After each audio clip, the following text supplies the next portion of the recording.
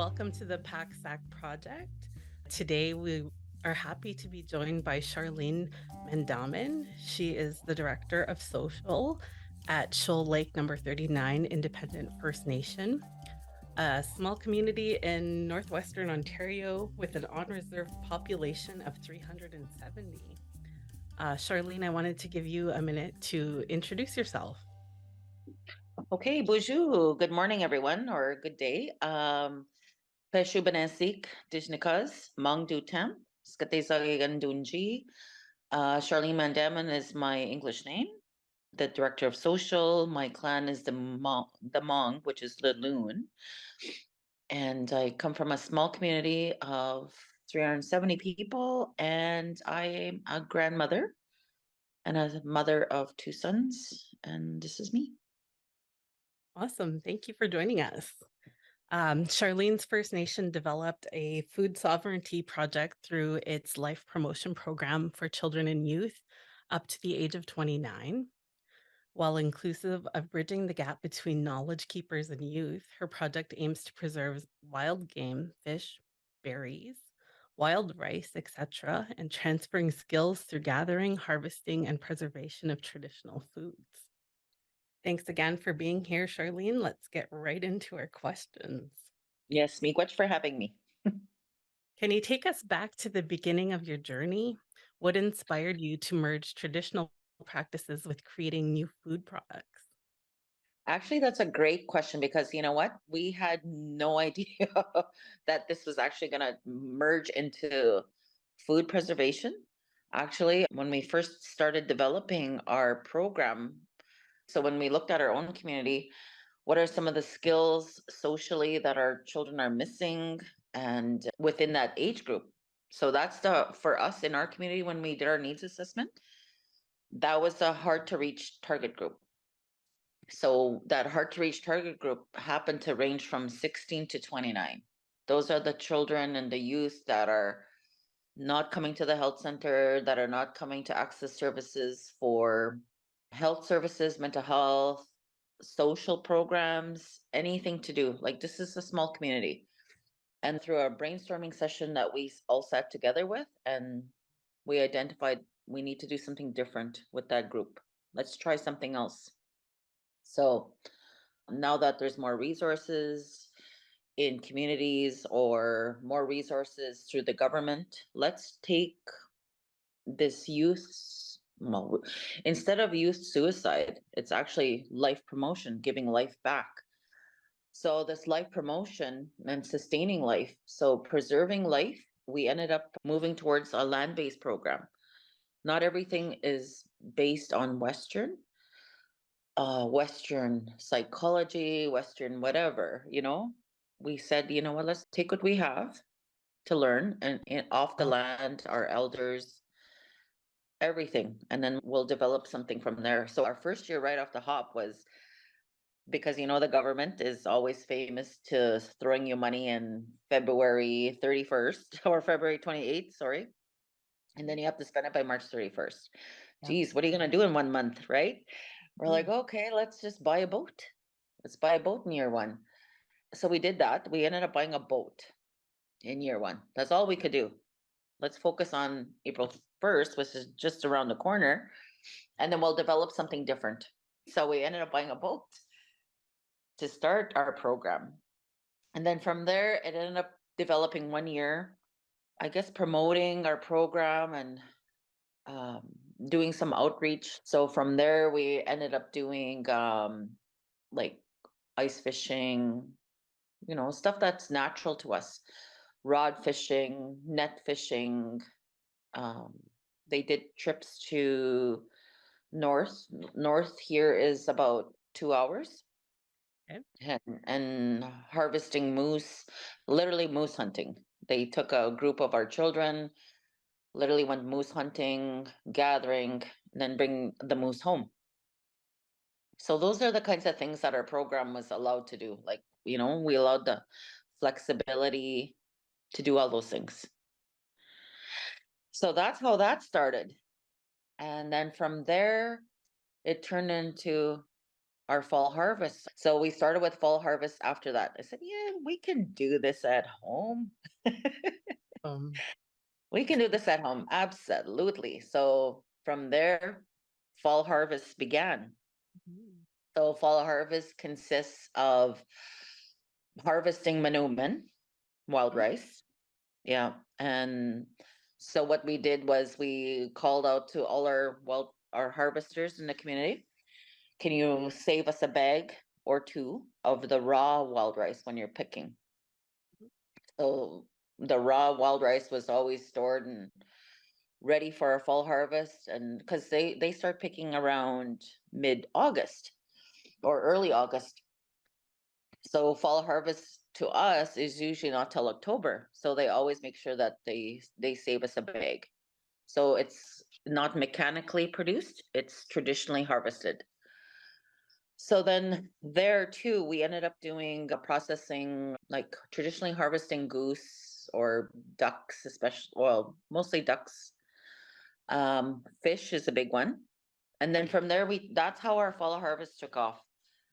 Awesome. And and every year we practice it today since that time. Mhm. And every summer, every spring now, we harvest suckers. We're always known for that traditionally amongst our elders. So the suckers are harvested, they're filleted a different way and they're dried. It's called show like bacon. It's just like I don't know. That's how elders know each other around this area. We're known for that, like historically, for a long time. That's Yeah, awesome. it Uh, is. And yeah. yeah. So your organization focuses on land-based life promotion program with an emphasis on suicide prevention, as you mentioned at the beginning, among young adults. Can you elaborate on how you incorporate traditional and cultural practices into the program? Okay. So how we incorporate traditional and knowledge keepers or practices is we include it's basically our program is pretty wide open. It includes everything from harvesting wild rice, harvesting our traditional foods. Fishing is a big thing. We actually live in a lake that's actually a closed lake, meaning no one can fish well, basically, other than us supposed to be. It's supposed to be like a catch and release lake, other than the fact that First Nations have access to harvesting fish all year round. So we try to look at elements like for seasonal, right? So Oh, what can you do throughout the winter? mm, Winter is ice fishing and sustaining ourselves throughout the winter through fish. yeah. And then also gathering in the summer, Mhm. which, oh, and then another thing that our program did is harvesting morel mushrooms. Oh, Morel mushrooms are a delicacy mhm. across Canada. So we did that too. So we take our seasons, what is available to us in the month of May, for example, and we'll use mushrooms as an example. Let's go harvest those. Let's go harvest the berries in July. Then we go harvest the sweetgrass, then the sage. All those elements are always included into as much as we can throughout the year. It's just not like a stagnant program. It's throughout all seasons. Mhm. In addition to your other programs, you've mentioned a school-based curriculum that involves greenhouse and seed saving. Could you Yeah. explain how this program works and its impact on your community? I know the greenhouse started back around 2010, 2008, maybe. And it started with, okay, we need to grow our own food. But that was the majority of it, right? Grow our own food. It's part of the curriculum in terms of learning sciences, measuring, taking care of a plant, basically. And then it also turned into like, let's grow our own tobacco. And then it turned into like, okay, let's explore into flowers. Mhm. So every spring, our children use that for fundraising as well. So our little greenhouse turned into buying flowers in the spring annually to just plant in your yard, but also it was a way of them to to learn throughout the spring as part of it was incorporated in the January, February curriculum. Oh, nice. Yeah. So they started with the seedlings, taking care of it, watering, everything like that. And every year the community would make sure that the infrastructure was in place. So that's what they did. And then from there it was in part with the health center. The health center already had a community garden. So you have your seedlings of say squash, watermelon, pumpkin, Mhm. whatever you're going to grow. Our families would then take their seedlings and then put them over to our plot at the community garden, which was all fenced up. So our garden is fed by those seedlings that are seeded at the greenhouse. Mhm. And then those families move them over and say, well, I'm going to take this corner, this whatever, section it off at the community garden. And they have access to water and it's all fenced in. They have it's raised gardens now. And we've learned too, right? So it was literally a garden that was just natural to the ground. And then Mhm. over time, through small grants here and there, it was actually we decided, okay, I think we need to get into raised beds now. Mhm. So just to kind of make things more enjoyable to garden, actually, more accessible, less weeds, less work, because it's a lot of work. Yeah. Yeah. So that's what our kids do today. Oh, that's really beautiful skill development, right? Yes. Yeah. That's awesome. Thank you for sharing that. I wanted to talk a little bit about your products. Could you walk us through the process of producing products like wild rice mousse meatballs and wild rice bars? Oh, yes. So what our land okay, and then I can speak for our land-based coordinator. She was experimenting. Her name is Barb Holmstrom. And at the time she was experimenting, different recipes. And getting into the product to sell is it's a totally different ballgame. And if I were to ask for any resources or any money, that's where we need to spend more resources on. But just for the sake of learning and experimenting in our community, we use wild rice and they're called wild rice bars. So she was experimenting different recipes, including blueberries was one, whether they are dehydrated. And we need a dehydrator is another thing we thought about. We haven't explored that yet. But Mhm. taking all these things like seeds and compressing them into a wild rice bar, there needs to be a market for harvesting, you know, the stuff that we have to offer as Ojibwe people.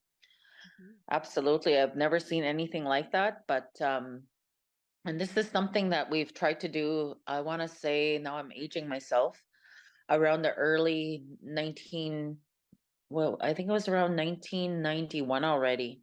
I already saw that potential. And one of our old elders at the time, elderly people, he was already trying to produce wild rice bars and he was exploring those things. So going back to wild rice, it's just like those are the things that I don't know. It was easy to, I guess, by exploring, it was easy for her to try different things, different recipes. So it's creating that recipe was a big thing. How much sugar or was there sugar or maple syrup? No syrup, you know? Mhm. And Yeah. so, is there an opportunity to collaborate with local harvesters in the community?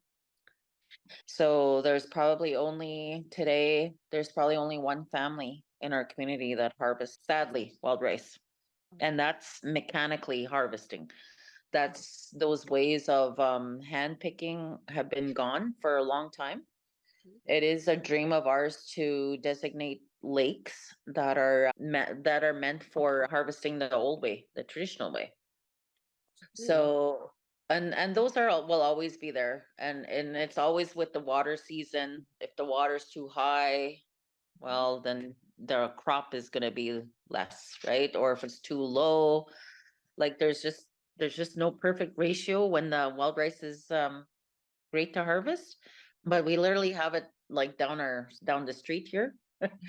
like in our backyard. It's in our backyard, and it's just a matter of I think we need to go back to in collaboration with maybe other programs where we just purchased canoes.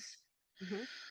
So it's just taking those canoes and loading them up and harvesting manually now, like going back to that way. You touched on this a little bit when you spoke about the need for maybe a food dehydrator, and a little bit when you talked about the canoes just now. Um, but can you talk about the resources you have that help you to create your product? For example, do you have a space? Do you have other equipment you use? Oh yes. So this whole program evolved from a boat to actually creating a space. There was this little vacant nowhere to lie. It's probably the same size as this. It's about maybe 10 by 20 space that was available at this one end of the garage at the school. So we said, you know what? And it had a washroom. And we're like, hmm, has potential. Let's just do something with it. And that's where our fall harvests are. So we ended up taking and occupying that space. I said, well, we're going to develop something. So we took we bought stainless steel. We literally bought, not even bought, but I think our restaurant closed down somewhere, and then they had stainless steel stuff, and we just kind of repurposed any equipment that we could, and we bought a sealer through where you're sealing your products. We ended up buying and installing a walk-in cooler, and we bought a industrial smoker for smoking, and I'm going to say the Western way, because how we normally smoke our meats are traditionally through a smokehouse. You have your little four poles, your tarp, or your canvas, and you're smoking traditionally. So we thought, okay, well, we have this down pat. This is what we do since fall harvests, Mhm. but let's take it a notch up and incorporate seasonings, and how can we infuse wild rice into the moose meat or into the deer. And so now our children learned how they have recipes now to make wild rice hamburgers, wild rice meatballs, wild rice with moose meat or deer, meatballs, smokies, I guess sausages, pepperettes, that kind of stuff. So that's the stuff that we ended up purchasing through our land-based program. And I don't want to really I can't remember if we may have used Corda. I don't know. Corda is a program. I don't want to give them credit right now because I'm not sure if they actually gave us resources. Mhm. But that is another alternative for First Nations wanting to develop programs such as ours. Any kind of infrastructure, whether it's a boat or I want to say they gave us some money to do a startup. I want to say that. Mm. And like you're taking me back through history, even though it was just a few years ago. It's just like, okay, what happened at that time? But a lot of our resources came from, we're an independent First Nation. Mhm. And as an independent First Nation, we cut out the middleman all the time, which is really nice. We have a government to government relationship. And when we ask for resources, it's like government to government, right? So we cut out, there's no administration taken out somewhere. So we have the ability to design our own programs, to sole source our programs based on our needs, not the needs of the First Nation or not the needs of the government or another First Nation or an organization. It's based on what we need in our community. Mhm. So from there, um, so we have the smoker, walk-in cooler. We have all the stainless steel. We have the packaging. We even have a weigh scale because it's measuring weight, product, recipes. There's a hand washing station. And if at that time, around 2018, when we first opened up, I I believe in our area at the time, we were the only First Nation that passed the licensing requirements through Health Canada to actually have food processing. Mm, So we went through the inspection, and one of the things though was you can't mix like meat, wild game with fish. mhm. So that's what we have learned. So no one knows we do fish. We do, it's our own community, I always say. But for licensing purposes, those are the things you have to learn. So we have to have another system for fish, another system for meat, right? But it works. Um, And we're conveniently located about, I think the school is about 300, 400 meters away. mhm, And if that, and it's accessible to our children all year round. Yeah, they're welcome to use the facilities. And we encourage our families to use them as family blocks. So if we got a deer mhm, and we wanted to make meatballs or infuse wild rice into it, mhm. then we say, you know what, can we have access to the key? And as long as we clean up, and that's kind of what we do, it kind of recycles itself. Like it's usable friendly as long as you clean. Wow, that's really empowering. Mm-hmm. Coming up on the last stretch of our interview here, I was just wondering about your dreams and aspirations for the future of your products. What Oh, does success look like in the next couple of years? well, the next couple of years, I hope that number one, we take the time to, I guess, to harvest our, I guess it's taking the recipe pieces and having resources, the manpower, and the technical supports to support our program in terms to meet the guidelines to actually sell product Yeah. is a big thing. To get into the retail industry and promoting wild rice bars, for example, Mhm. you have to break down the content of how many, I don't know, grams per sugar, all those things that's stuff that's not natural to us. So it's definitely, if there was an opportunity to explore and expand our program when it comes to economic development, that's the biggest support that is needed in terms of selling product. If we wanted to sell our product, and at the same time, do we want to sell our product, or do we, there's definitely an opportunity to share. Mhm. Definitely. Yeah. But I know that that's where we are struggling, you know, to have the manpower, to have the resources to support the ability for it to be sitting on the shelf of Sault Ste. Marie, for example. You're not going to find it there because of those reasons, right? We can't figure out the breakdown or those nutritional guidelines, I guess you'll say, on the packaging. I look forward to one day trying your product. Will it Yes, stay in your absolutely. community? It'll stay in our community. They make them annually. Yeah. And we actually gave them out at the, oh my God, our chief called us one day a couple of years ago. Oh, by the way, all the independent First Nations are bringing product to give away at our booth. It's like, what? I need 100 whatever wild rice bars. We're just like, oh my God.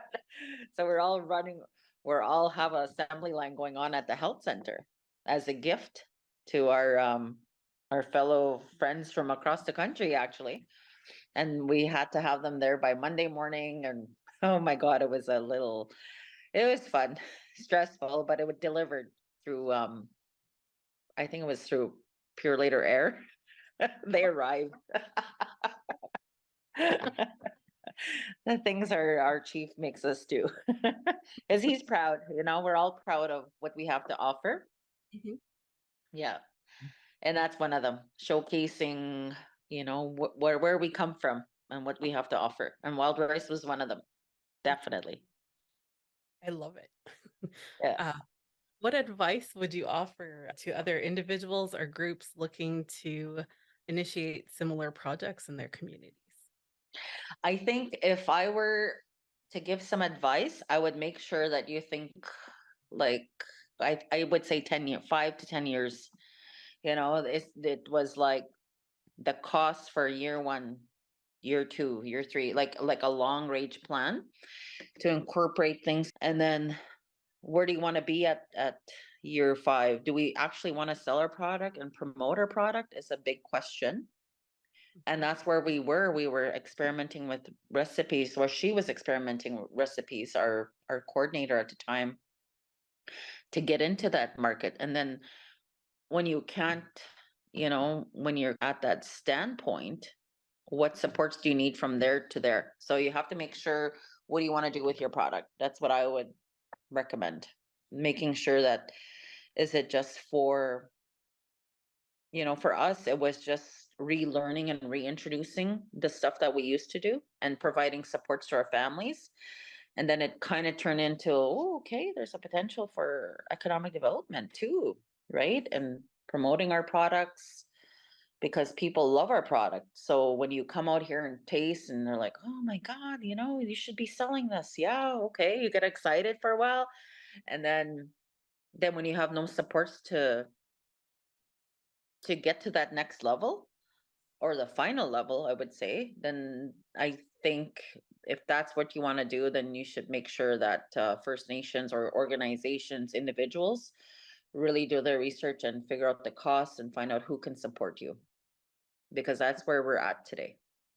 Oh, thank you. That's some great advice. Is there a specific memory, accomplishment, or milestone from your journey that stands out or is particularly meaningful to you? I think amazes me now is we went back to support our families and our community through, and I take myself back. Remember when I went back to school, we reintroduced fall harvesting as a community. There are people in our community who harvested individually, like within themselves, like their own families. For example, we always knew that the one family always had a smokehouses in certain family groupings. But that way of life was kind of diminishing. So that's when we reintroduced. So as we reintroduce those things time and time, whether it's spring, fall harvests, and summer harvests, because it's berries, those 3 seasons, and then harvesting through the winter is a different one, because that's you're gathering the fish through the winter. So we did that for such a long time, since it was reintroduced back as a community event.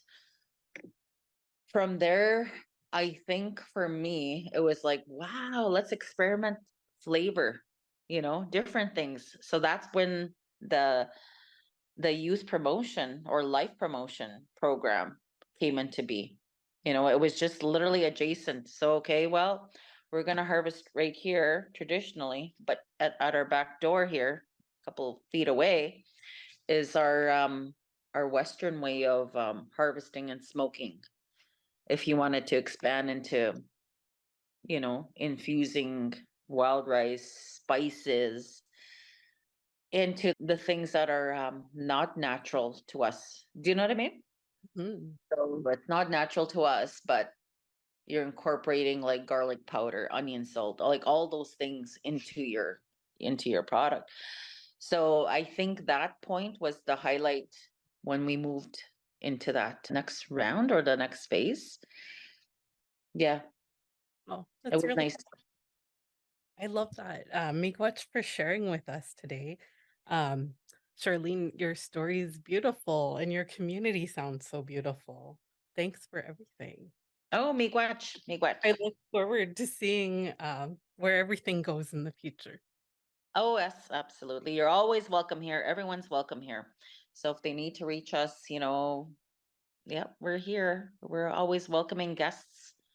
Absolutely. We also own we're going to call it a land-based outpost camp. It's going to be, we have 5 2-bedroom mini homes Mhm. and 5 2-bedroom mini homes. They're basically living quarters. And then we're going to have another quarter that's just a kitchen and a bathroom and a gathering place. It's not very fancy, big, but it's literally off the lake.